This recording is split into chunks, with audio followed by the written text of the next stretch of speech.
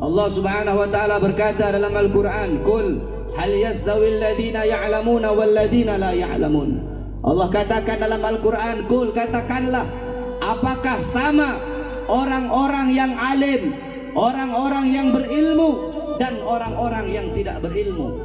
Apakah sama orang-orang yang tahu dengan orang-orang yang tidak tahu?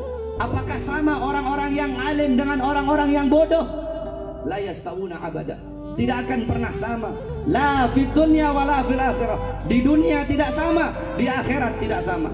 Apanya tidak sama? Keadaannya tidak sama, ibadahnya tidak sama, duduknya tidak sama, makannya tidak sama, minumnya tidak sama, tidurnya tidak sama, tidak sama. Jangan kita samakan orang alim dengan orang bodoh, jangan kita samakan, karena tidak akan pernah sama. Orang alim duduknya ibadah, makannya ibadah, tidurnya ibadah. Bahkan tidurnya orang alim, tidurnya orang yang berilmu lebih ditakuti oleh iblis daripada sholatnya orang yang bodoh. Tidak sama, tidurnya ibadah, makannya ibadah. Mereka melangkahkan kaki-kakinya ke tempat yang diridhoi oleh Allah.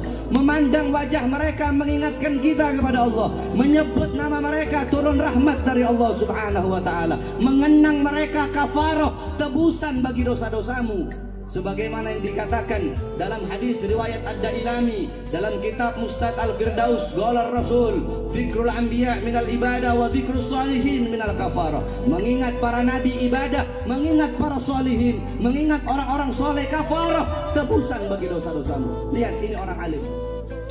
Jadi jangan-jangan kita samakan orang alim, orang yang berilmu. Kalian yang suka duduk di majelis ilmu dengan orang yang tidak suka duduk di majelis ilmu tidak sama keadaannya. Orang yang suka duduk di majelis ilmu, hatta anak kecil, kalau ada anak kecil umur 11 tahun seumpama misalnya, anak kecil tersebut dia tahu fardunya wudhu, dia tahu fardunya sholat, rukunnya sholat, dia tahu caranya wudhu, cara istinja. Anak kecil yang tersebut kalau mau dibandingkan dengan seorang presiden yang pangkatnya tinggi, orang atau mau dibandingkan dengan orang yang hartanya banyak, tidak bisa disamakan. Masih lebih mulia anak kecil tersebut daripada presiden yang tidak tahu apa-apa. Karena apa? Karena yang menjadikan seseorang itu tua bukan umur, yang menjadikan seseorang mulia bukan umur, yang menjadikan seseorang mulia bukan harta, bukan pangkat, bukan nasab. Apa yang menjadikan seseorang itu mulia di sisi Allah? Ilmu, amal, akhlak. Ini menjadikan seseorang mulia di sisi Allah. Karena Rasulullah SAW, beliau tidak mewarisi harta, tidak mewarisi pangkat, tidak mewarisi jabatan, tidak mewarisi tahta dan kekuasaan, tidak mewarisi emas, tidak mewarisi perak, tidak mewarisi permata. Tidak, saudara-saudara. Warisan Nabi Muhammad adalah ilmu. Ini warisan Nabi besar Muhammad Sallallahu Alaihi Wasallam. Jadi tidak sama. Orang yang alim duduknya ibadah, tidurnya ibadah, makannya ibadah, melangkahkan kakinya ibadah.